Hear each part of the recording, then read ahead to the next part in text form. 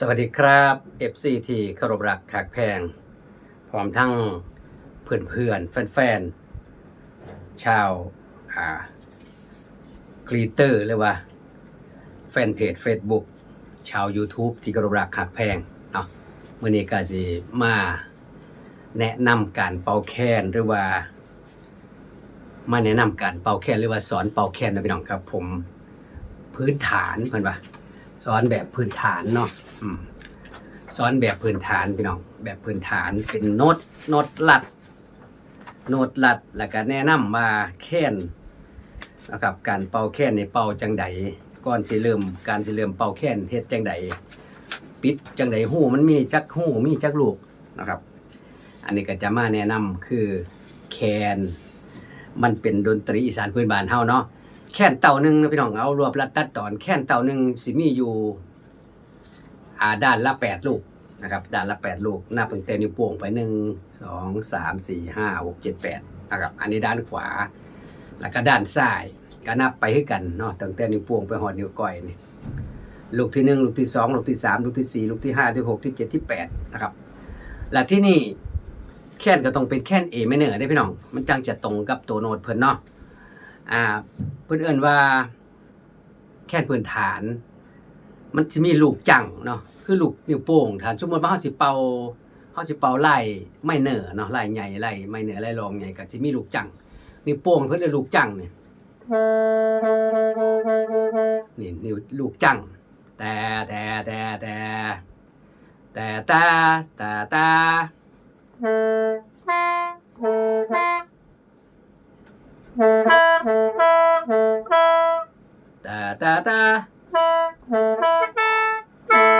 นี่คือกลุ่มของเพิ่นเนาะกลุ่มเข้ามาเสริมมาอีกแล้วก็ลูกจังเพิ่นลูกแบ็กกราวด์นะพี่น้องนี่ลูกแบ็กกราวด์คือถ้าเฮาจะเป่าเป็นทั้งไม่เหนือทั้งยาวใหญ่ทั้งรองใหญ่นี่นะครับนิ้วก้อยด้านขวาปิดมันจะเป็นลูกจังลูกแบ็กกราวด์แล้วก็ลูกคู่บัดนี้แต่ที่นี่มันจะถือนิ้วโป้งลูกจังนี่ลูกจังใหญ่นี่เพิ่นเอิ้นว่ามันถือลูกที่ลูกล่าเนาะลาโดซอนลาทีเรมีลานะครับนี่คือตัวโน้ตของเพิ่นเนาะอันนี้บริษัทบ่ได้เปรียบเทียบว่าลูกโดนี่ถือลูกหยังลูกนึงเนาะถ้าเฮามาเฮ็ดเป็นโน้ตภาษาอีสานเฮา1 2 3 4 6 7 8ตามลูกแค้นเนาะท่านนี้คือกันพี่น้องทางนี้เนาะอันนี้คือลูกโดนี่โดหน่อยโดซ้ายโดขวาจะเป็นครูของเพิ่นเนาะที่นี่การไล่ลูกแค้นบัดนี้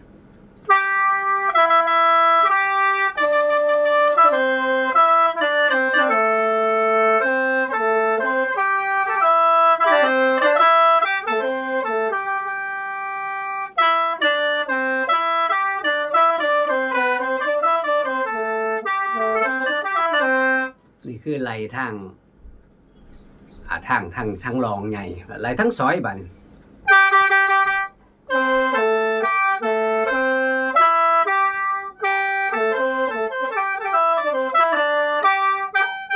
ก็สิมีลูกจังคือกันในลูกจังในลูกแบ็คกราวด์นี่ก็ลูกคู่แต่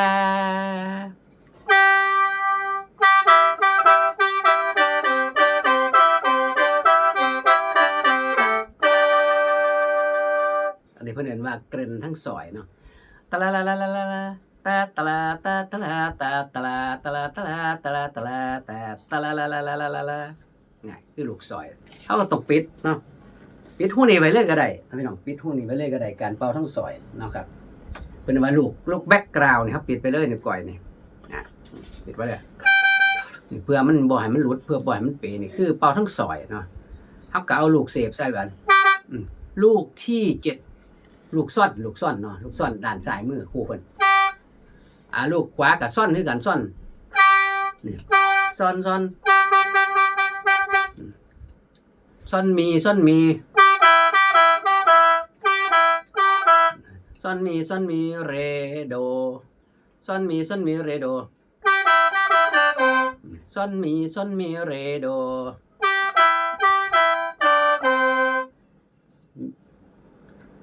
เรมีโดโดเร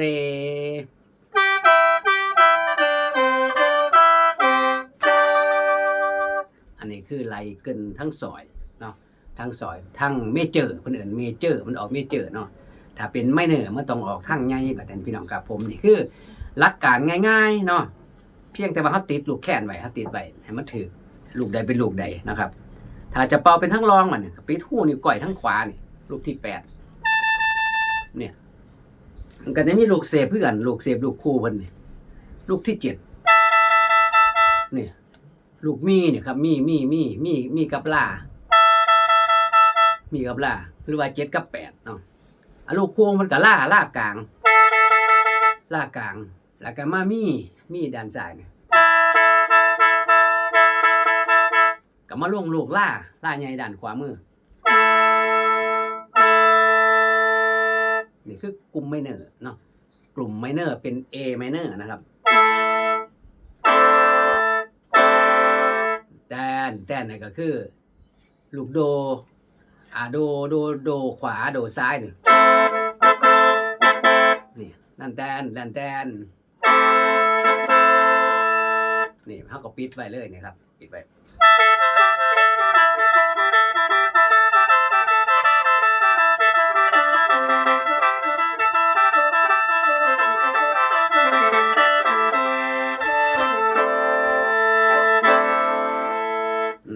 การเกินมานี่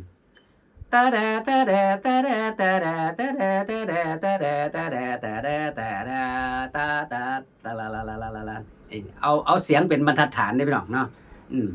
เสียงเป็นบรรทัดฐานเสียงเขาจำเสียงจำสำเนียงได้ก็คือโอเคแล้วนี่ตาดาดาดา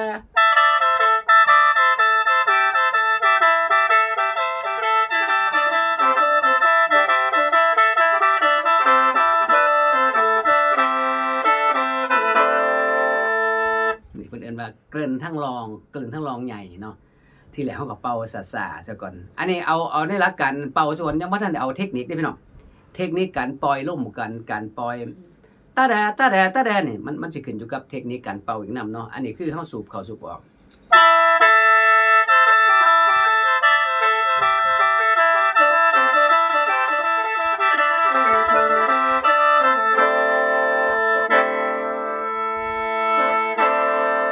นี่คือการเป่าแคนทั้งรองใหญ่เพิ่นรองใหญ่เนาะด้วยแคน A minor เอาไปหลังเฮาถ้าสมมุติว่าFC หรือว่าผู้เพิ่นที่อยากจะเป็นหมอแคนเนาะถ้าจะเรียนเป่าแคนนี่ต้องให้เป็น A minor เนาะมันจังสิง่ายเวลาเฮาสื่อสารเขากับตัวโน้ตโดเรมีฟาซอลลาทิโดมันจะตรงเป๊ะถ้าเป็น G เป็น F เป็นหยังไปมันสิได้ทดเนาะเวลาเฮาเทียบเสียงใส่มันสิบ่ตรงเนาะพี่น้องมันสิไปตรงกับคีย์สากลมันสิไปตรงกับสมมุติว่าริมคีย์บอร์ดจังซี่เนาะสมมุติว่า G สิคีย์ G minor ลูกโดดิลูกจังไปนี่มันก็ต้องถือเสียง G เนาะเสียง G ตัวนั้นเสียง G มันถือกับอีหยังเฮาก็มาไล่ใส่ G ตรงกับอะไรสิเนาะพี่น้อง G minor ตรงกับอะไร A ตรงกับอะไรเสียง A ลูกจังมันถือลูกล่านี่ A ลานี่พี่น้องมันเปรียบเทียบหลายๆแบบเนาะต้องเข้าใจเนาะครับต้องเข้าใจตามนั้นฉะนั้นแล้วใบสันสอนแบบโน้ตอีสานบ้านเฮาเอาง่ายๆเอาเสียงเป็นบรรทัดฐานตาลาจำสำเนียงเอาซะก่อนแล้วเฮาจังมาจับโดเรมีฟาซอนใส่สิง่ายหรือว่าเฮาสิเขียนเป็นลายเนาะพี่จังเบาอีสานเฮ็ดไว้พี่น้องครับผมนี่โน้ตแคนของลูกแคนเนาะลูกแคนนะครับข้างขวาลูกที่1โน้ตตรงกับลา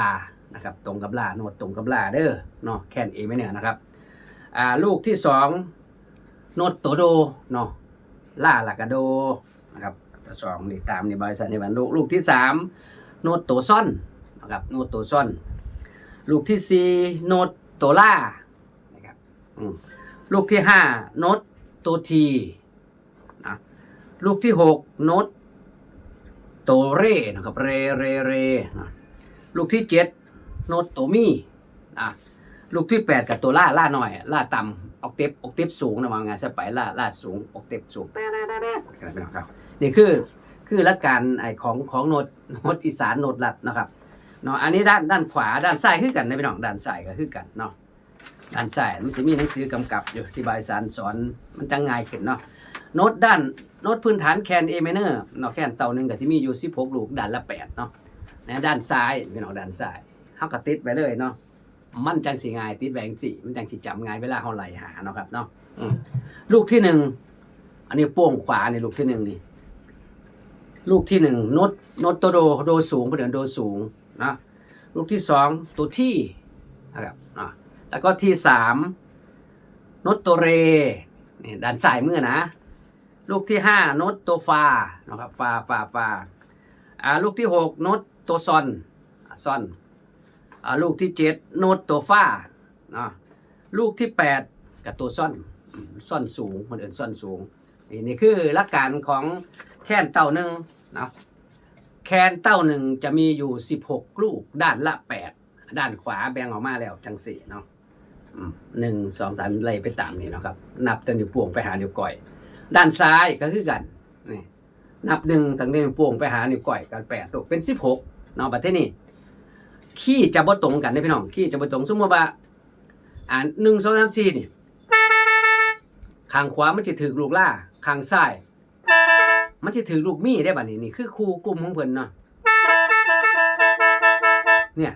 มันจะบ่ตรงกันเสียงสิบ่ตรงกันเนาะถึงแม้ว่าลูกที่4คือกันอยู่แต่ว่าจะบ่ตรงมันจะเป็นคนละเสียงฉะนั้นแล้วเฮาจังติดไว้โดทีเรมีฟาซอนติดไว้ด้านซ้ายด้านขวาเวลาเฮาเรียนมันสิง่ายเฮาสิเขียนเป็น1 2 3ก็ได้หรือว่าเป็นโดเรมีฟาซอนก็ได้สมมุติเฮาสิเตยพม่านี่เตยตาดาดาดานี่สมมุติเตยพม่าเนาะ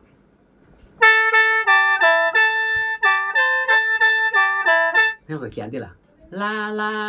ลาลาลาลาซอนมีลานี่ซอนโดลาซอนโดลาลาซอนมีลานี่แต่ว่าเฮากับลูกตีลูกเสียบหรือยังเขามันก็จะเป็นเสียงแค้นเป็นกลุ่มมันนี่เนาะพี่น้องนี่คือหลักการเป่าแค้นนะครับผมเอาเข้านอกจากติดตามในเคสต่อไปเนาะเคสนี้บอ